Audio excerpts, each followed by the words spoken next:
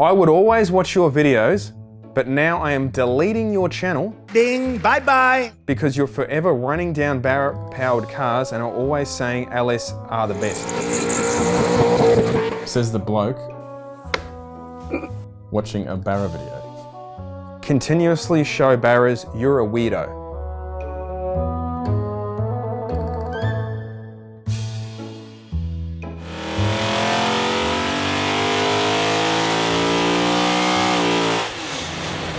Way too much crankcase pressure, oil shooting out of the head gasket. Head gasket? Let's see that in an instant replay.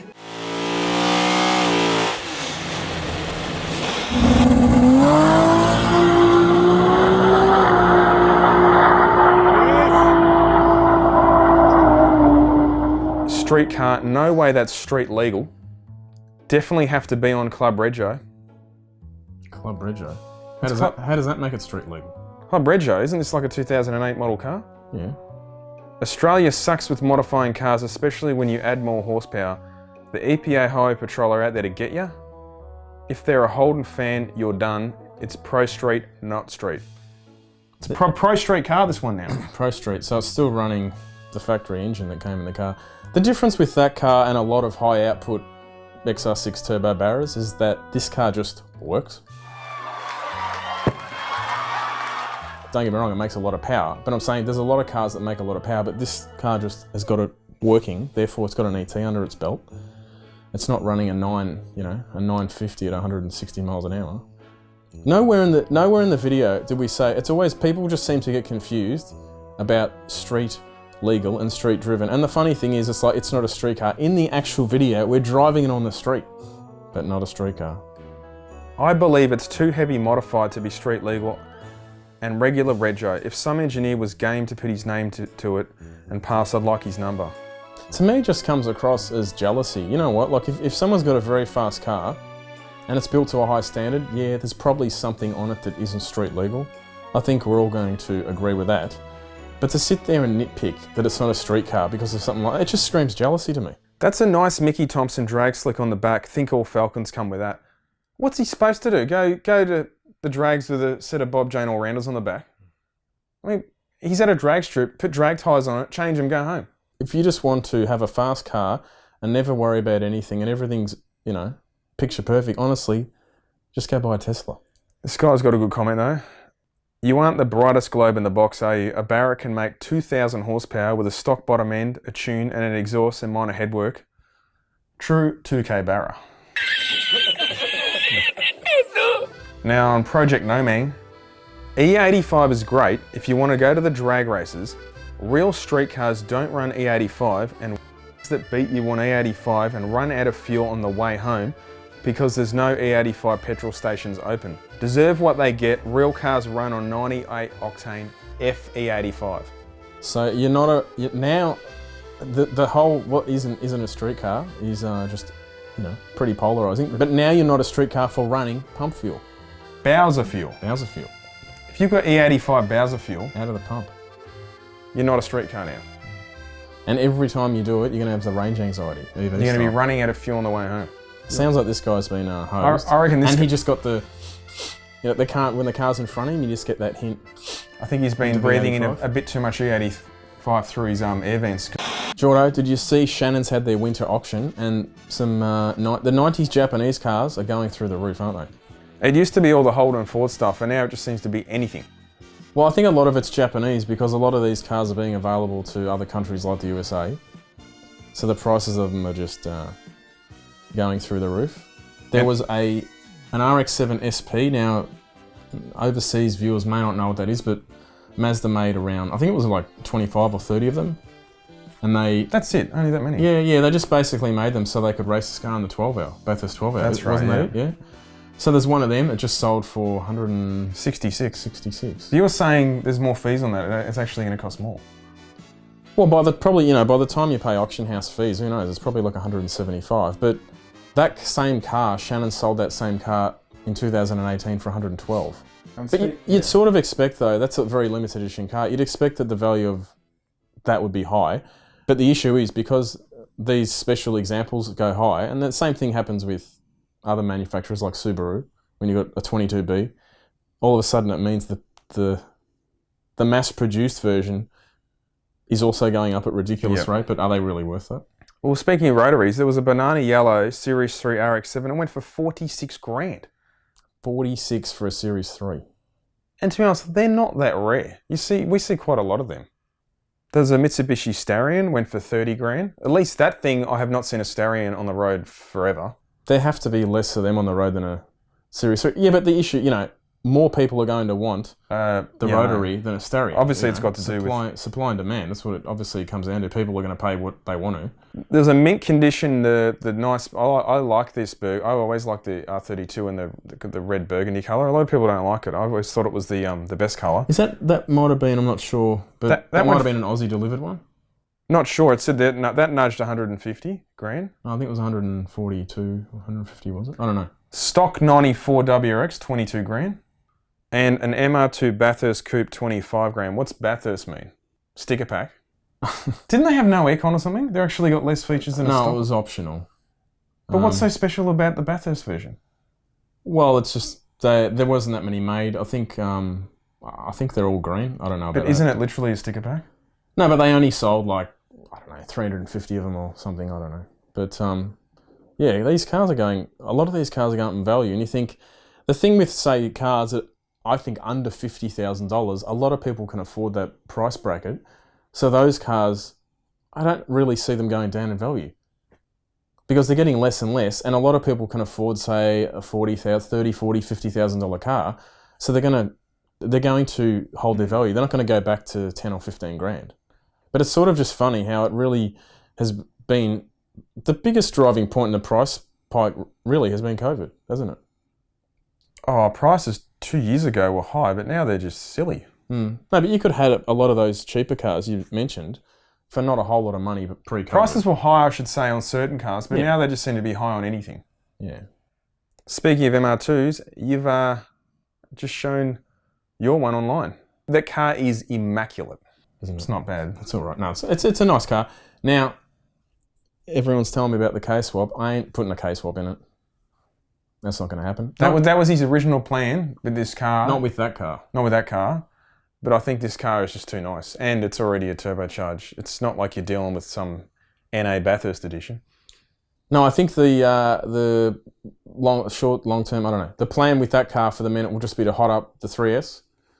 And then we'll see how that goes. I'm not saying I would never do an engine transplant in the car, but I think the 3S seems to be in good working condition, so let's just hot that up and see how that goes. I actually like the idea of putting in the Yaris 3-cylinder? No! They're pretty cheap, aren't they? Aren't they? Isn't an entire long block from Toyota only, I think they're under $4,000. They're probably cheaper than buying another 3S, aren't they? I actually like the idea of putting that 2GR, the V6. V6. They're actually not a bad sounding V6.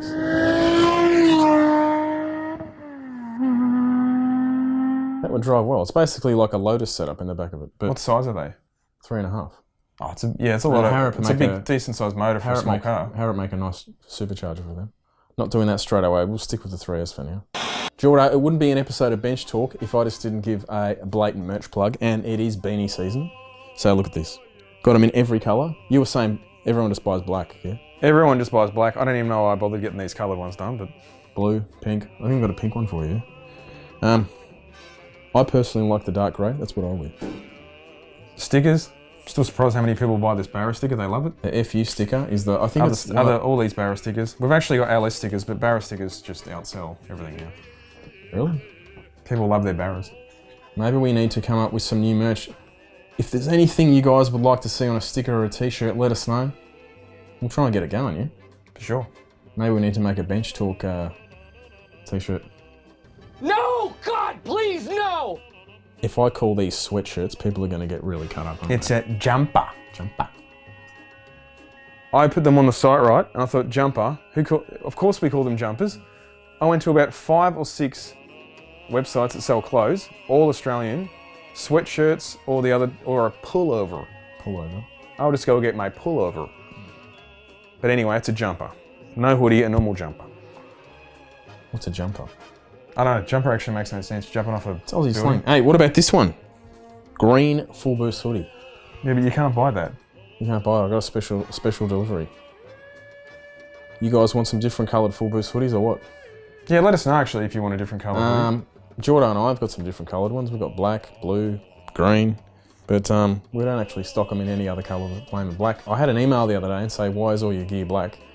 Have you ever gone to, like if you go to somewhere like Heathcote, and you go to the Heathcote Bakery and you just walk in, you know there's a car meeting on because every bloke in there is wearing a black t-shirt. Black hoodies. Black hoodies or black hoodies. And black tracksuit pants. Tracksuit pants, yeah. Thing, and this is a rant. I'm going to throw a rant in here and walk in close to the camera. Anyone who's on Facebook and judges people, and you can talk about me or whatever in the comments below. Sorry, I'm used Back to that. then, there was no social media, so nobody had to fit the cookie cutter crap about, oh no, you can't do that to a car. It's your car, do what you want with it. You hear that, millennials? Shut your faces and worry about your own shit. None of ya can seem to get it together. Grow up. Did you see that Porsche have got their Nürburgring lap record back? I think from memory it ran a 6:43. 6:43. Imagine how much of the lap that car would be doing over 200 k's.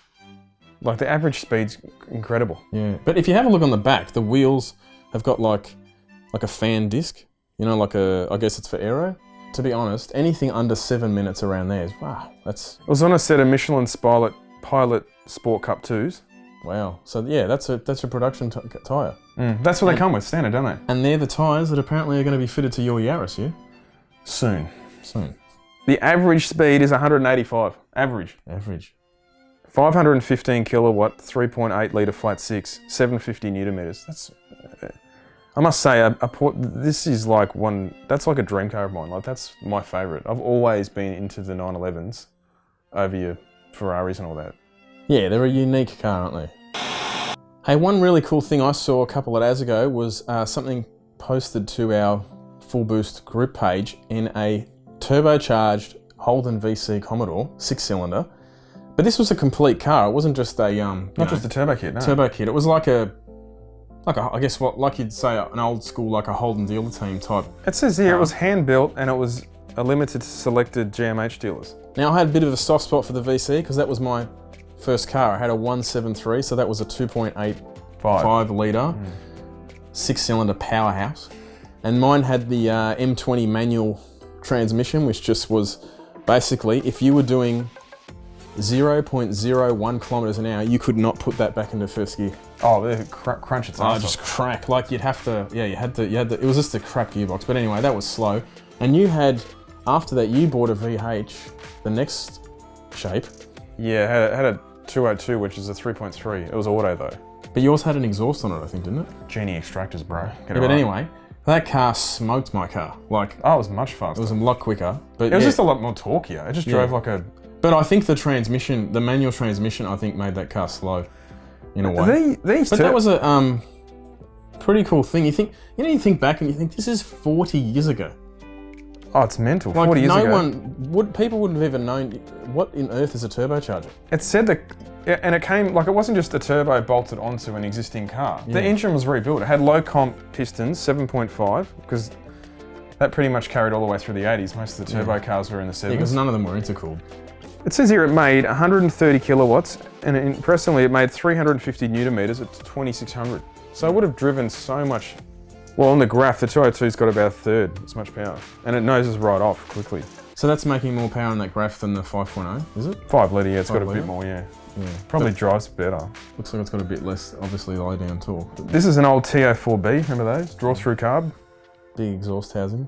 But there was a bloke on here that mentioned...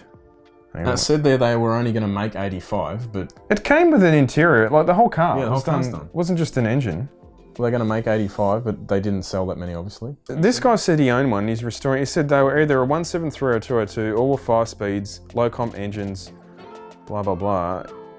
Very rare. It said there they were limited to 85. 5-speed gearbox. 85 cars were going to be sold. It says they only sold 7 173s and 12 202s.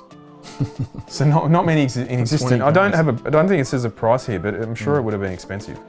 And I'm sure people, even back then, they would have preferred to buy a 5 litre. Yeah, I know. Oh, who'd want a turbocharged car? It's going to blow up. I remember when I bought my first turbocharged car, which was a Mitsubishi Cordia. Actually, it was after the Commodore. I sold the Commodore to buy this Cordia, and I was getting a roadworthy on the car, checking that, and the guy goes, "Oh, what are you buying?" I said, "Oh, I'm buying a Mitsubishi Cordia." He goes, "One of those turbo things?" He goes, "Oh, you're going to have to rebuild it every..." What did he say? I never forget. He goes, "You're going to have to rebuild it every 150,000 Ks." And I remember thinking, that's not that bad. Imagine now thinking, I've only got 150,000 Ks. And you did end up rebuilding it, and the car was basically standard. Still needed a rebuild. Yeah, but it had a hard life. So this is a story about someone going to the cops and saying, someone's stolen my white Holden Ute. Yeah, that's pretty common, isn't it? But it is alleged the theft occurred sometime over the past 7 years. Yes, you read that right. I know it's a long shot, but has anyone seen this car? Okay, so there's a few different explanations for this. One, old mate's buried this car in the backyard because it was stuffed, and now he's realised that the price of them's gone up, so it got stolen, allegedly. Got stolen. Two, he's had a stint in the can, 100%. How many times do you hear at workshops, what's going on with that car? Oh, it's been sitting out the front for 3 or 4 years, we can't get in touch with the owner. The owner's gone on a holiday. Or the third case scenario, which I reckon's most likely true, this guy's just having a whole lot of psychedelics and he doesn't know what's going on. So if you've seen a white Holden Ute sometime in the last 7 years, if you can just rack your brain. Does it even say, I mean, it's got a picture of a VR, but it doesn't even say what year the car is or anything about the car, just a white Holden Ute. Yep. Now, you are a big fan, and I mean a big fan, of good old WhistlinDiesel. Oh, yeah. If anyone's seen that YouTube channel, this bloke is just out of control. It took me a while to warm to it because he just trashes everything. I don't like seeing things trashed. You know, it's bad. I don't watch, shock a few people. I don't watch that much automotive content. I watch even less than you. I don't know. I mean, when you do sort of this stuff for a living, I don't know. I look at a lot of content, but not heaps of automotive stuff. But I do watch automotive. What I mean is I don't watch, I should rephrase that. I don't watch the same channel like regularly a lot, but WhistlinDiesel, I watch every video he does. To be perfectly honest, in the last few months, I'm surprised the guy hasn't killed himself. He shredded some, what was that pickup called with the high lift in the front? Oh, it's a squatted truck or something? Oh, the squatted truck. Yeah, because didn't they pass some law over there? They were going to ban the squatted trucks. They're the stupid. But he trashes it anyway. Then he gets the machine out, and the thing's just carving this to pieces. But now he's selling jars of it, so it's shredded in jars. This is marketing genius. I think he was selling 995 jars. $70 a pop. A jar of just rubbish, but people are buying because it's got his autograph on it. It's like 70 grand in revenue. Now I'm thinking, Jordo, that we can... well, what do you reckon? Copy him. I reckon we go and buy ourselves a cheap Mazda RX-8, shred it, and sell it, because I'm pretty confident we only need to sell about 5 jars and we break even. The only issue we've got is how we're going to get the car out to the shredder.